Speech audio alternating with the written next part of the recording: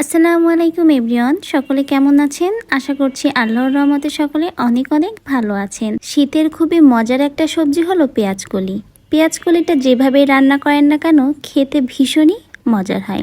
তাই আমাদের আজকের রেসিপি অনবদ্য স্বাদের পেঁয়াজকলি দিয়ে মাছের খুবই মজার একটা ভাজি রেসিপি। আশা করি সকলেরই খুব ভালো লাগবে।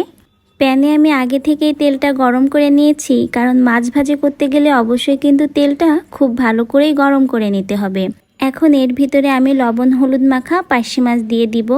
তো আজকের রেসিপিতে আমি কিন্তু ভাজি করার জন্য পার্শে মাছ নিয়েছি। আপনারা চাইলে এখানে অন্য যে কোনো মাছও নিতে পারেন, কিন্তু পেঁয়াজকলির সাথে পার্শে মাছ ভাজি কিন্তু বেশিই মজা হয়। তো পার্শে মাছগুলো আমি এখানে দিয়ে দিয়েছি, আর মিডিয়াম আঁচে রেখে পার্শে মাছগুলো ভাজবো। পার্শে মাছগুলো কিন্তু খুব বেশি ভাজবো না, হালকা ভাজবো। তো একটা সাইড কিছুটা সময় ভেজে উল্টে আমি অন্য সাইডটাও দিয়ে দিব। ভিডিওর ভিতরে আমি কিন্তু অনেক অনেক টিপস শেয়ার করব। অবশ্যই ভিডিওটা শুরু থেকে শেষ পর্যন্ত থাকলে আপনার টিপসগুলো দেখতে পারবেন, শুনতে পারবেন। তো অবশ্যই ভিডিওটা কন্টিনিউ করবেন। আর ভিডিও দেখতে দেখতে যারা এই পর্যায়ে চলে এসেছেন অবশ্যই একটা লাইক দিয়ে ভিডিওটা কন্টিনিউ করবেন। তো পার্শে মাছের একটা সাইড হালকা ভেজে উল্টে আমি অন্য সাইডটাও ভেজে নিয়েছি। আর এখন এর ভিতরে পেঁয়াজকলি দিয়ে দিব। তো আগেই বলে রাখি, পেঁয়াজকলিগুলো কিন্তু আমি সরাসরি দিব না, আগে থেকেই পেঁয়াজকলিগুলো আমি ম্যারিনেট করে রেখেছিলাম।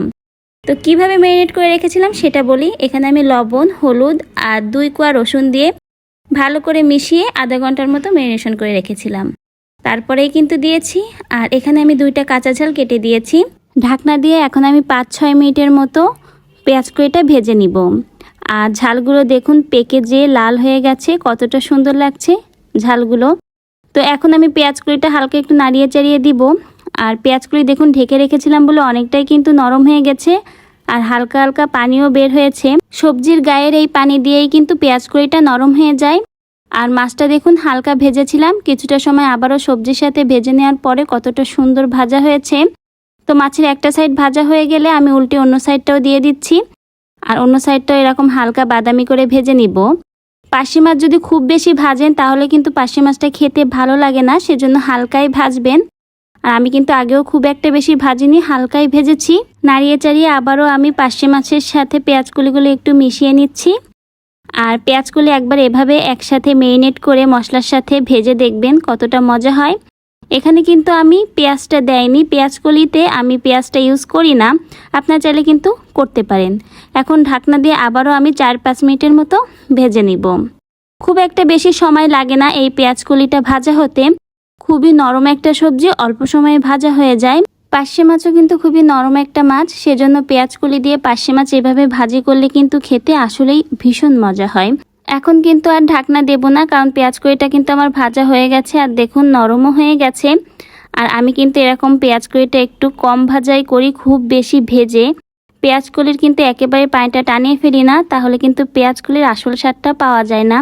হালকা একটু ভিজা ভিজা ভাব থাকবে, তাহলেই কিন্তু পেঁয়াজকলিটা ভাজি খেতে বেশি ভালো লাগে। তো আরও 1-2 মিনিটের মতো একটু মিডিয়াম আঁচে রেখে আমি ভাজবো। শীতের দুপুরে শীতের এই সবজি এভাবে যদি মাছ দিয়ে ভাজি করেন তাহলে কিন্তু অনবদ্য একটা স্বাদ পাবেন খাবারে। তো আশা করি এরকম সহজ ভাজি রেসিপিটা আপনাদের সকলেরই ভালো লাগবে। আর আমার ভিডিও যদি আপনাদের ভালো লাগে তাহলে কিন্তু আমারই সার্থকতা। তো হয়ে গেছে আমার পেঁয়াজকলি দিয়ে পার্শে মাছ ভাজা।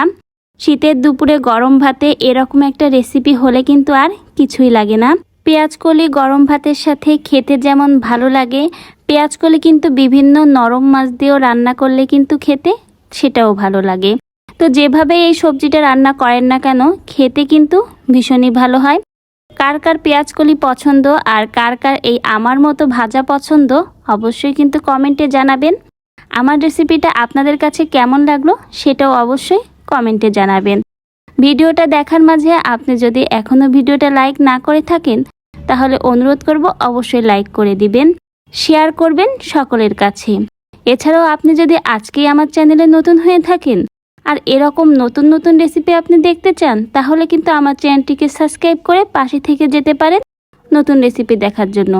অবশ্যই কিন্তু বেল আইকনটা প্রেস করে দিবেন, তাহলে আমি ভিডিও ছাড়া মাত্রই আপনার কাছে পৌঁছে যাবে, আপনি সময় মতো দেখে নেবেন। আজকের ভিডিও থেকে এখানেই আমি বিদায় নিব। সবাই অনেক অনেক ভালো থাকবেন, আমার জন্য দোয়া করবেন যাতে এরকম আরও ইন্টারেস্টিং ভিডিও আপনাদের সাথে শেয়ার করতে পারি। আল্লাহ হাফিজ।